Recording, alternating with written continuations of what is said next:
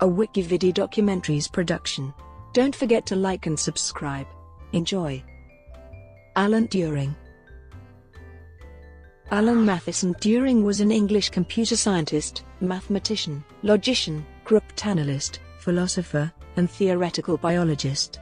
Turing was highly influential in the development of theoretical computer science, providing a formalization of the concepts of algorithm and computation with the Turing machine, which can be considered a model of a general-purpose computer. Turing is widely considered to be the father of theoretical computer science and artificial intelligence. During the Second World War, Turing worked for the Government Code and Cipher School at Bletchley Park, Britain's code-breaking centre that produced ultra-intelligence. For a time he led HUT-8, the section which was responsible for German naval cryptanalysis. Here he devised a number of techniques for speeding the breaking of German ciphers, including improvements to the pre-war Polish bomb method, an electromechanical machine that could find settings for the Enigma machine. Turing played a pivotal role in cracking intercepted coded messages that enabled the Allies to defeat the Nazis in many crucial engagements, including the Battle of the Atlantic, and in so doing helped win the war.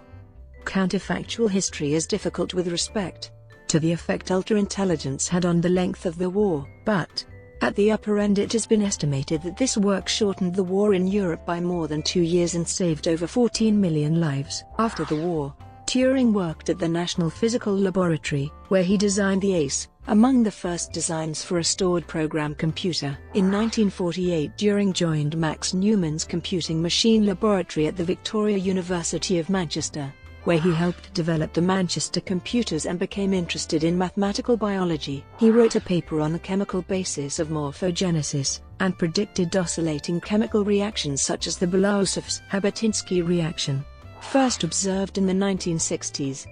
Turing was prosecuted in 1952 for homosexual acts, when by the Labouchere Amendment, gross indecency was criminal in the UK. He accepted chemical castration treatment, with DES, as an alternative to prison. Turing died in 1954, 16 days before his 42nd birthday, from cyanide poisoning. An inquest determined his death as suicide, but it has been noted that the known evidence is also consistent with accidental poisoning. In 2009, following an internet campaign, British Prime Minister Gordon Brown made an official public apology on behalf of the British government for the appalling way he was treated. Queen Elizabeth II granted him a posthumous pardon in 2013. The Alan Turing Law is now an informal term for a 2017 law in the United Kingdom that retroactively pardoned men cautioned or convicted under historical legislation that outlawed homosexual acts. Family. Turing was born in Maida Vale, London, while his father, Julius Matheson Turing, was on leave from his position with the Indian Civil Service at Chhatrapur, Bihar, and Orissa Province, in British India. Turing's father was the son of a clergyman, the Reverend John Robert Turing, from a Scottish family of merchants that had been based in the Netherlands and included a baronet.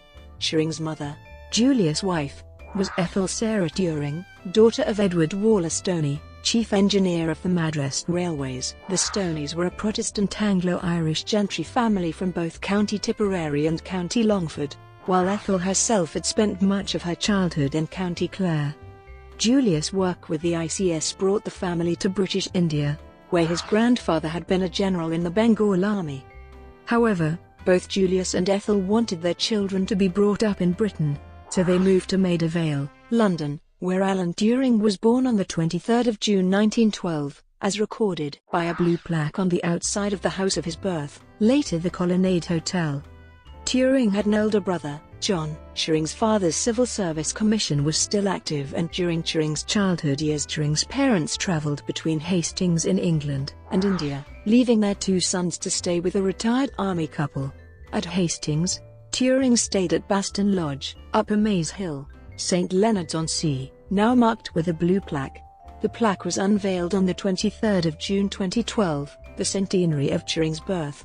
Very early in life, Turing showed signs of the genius that he was later to display prominently. His parents purchased a house in Guildford in 1927, and Turing lived there during school holidays. The location is also marked with a blue plaque. School. Turing's parents enrolled him at St. Michael's, a day school at 20 Charles Road, St. Leonards-on-Sea, at the age of 6. The headmistress recognized his talent early on, as did many of his subsequent teachers. Between January 1922 and 1926, Turing was educated at Hazelhurst Preparatory School, an independent school in the village of Front in Sussex.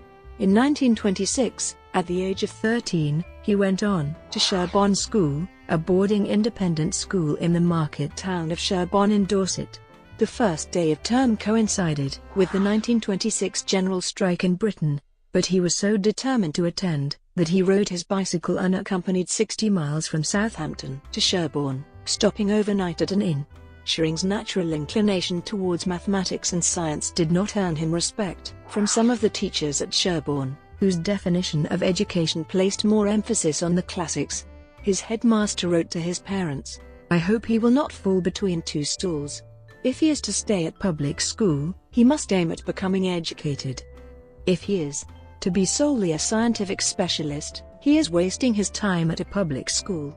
Despite this, Turing continued to show remarkable ability in the studies he loved, solving advanced problems in 1927 without having studied even elementary calculus. In 1928, aged 16, Turing encountered Albert Einstein's work. Not only did he grasp it, but it is possible that he managed to deduce Einstein's questioning of Newton's laws of motion from a text in which this was never made explicit. Christopher Morcom. At Sherborne, Turing formed a significant friendship with fellow pupil Christopher Morcom, who has been described as Turing's first love. Their relationship provided inspiration in Turing's future endeavors, but it was cut short by Morcom's death, in February 1930, from complications of bovine tuberculosis, contracted after drinking infected cow's milk some years previously. The event caused Turing great sorrow. He coped with his grief by working that much harder on the topics of science and mathematics that he had shared with Morcom. In a letter to Morcom's mother, Turing said, "I am sure I could not have found anywhere another companion so brilliant and yet so charming and unconceited. I regarded my interest in my work, and in such things as astronomy, as something to be shared with him, and I think he felt a little the same about me. I know I must put as much energy, if not as much interest, into my work as if he were alive, because that is what he would like me to do." Some have speculated that Morcom's death was the cause of Turing's atheism and materialism. Apparently, at this point in his life he still believed in such concepts as a spirit, independent of the body and surviving death. In a later letter, also written to Morcom's mother, Turing said, "Personally, I believe that spirit is really eternally connected with matter, but certainly not by the same kind of body. As regards the actual connection between spirit and body, I consider that the body can hold on to a spirit. Whilst the body is alive and awake, the two are firmly connected. When the body is asleep, I cannot guess what happens, but when the body dies, the mechanism of the body holding the spirit is gone and the spirit finds a new body sooner or later, perhaps immediately." University and work on computability. After Sherborne, Turing studied as an undergraduate from 1931 to 1934 at King's College, Cambridge, where he was awarded first-class honours in mathematics. In 1935, at the age of 22, he was elected a Fellow of King's on the strength of a dissertation in which he proved the central limit theorem. Unknown to the committee, the theorem had already been proven, in 1922, by Jarl Aldemar Lindeberg. In 1936, Turing published his paper on computable numbers, with an application to the On-Chedong's problem. In this paper, Turing reformulated Kurt Gödel's 1931 results on the limits of proof and computation, replacing Gödel's universal arithmetic-based formal language with the formal and simple hypothetical devices that became known as Turing machines. The On-Chedong's problem was originally posed by German mathematician David Hilbert in 1928. Turing proved that his universal computing machine would be capable of performing any conceivable mathematical computation if it were representable as an algorithm.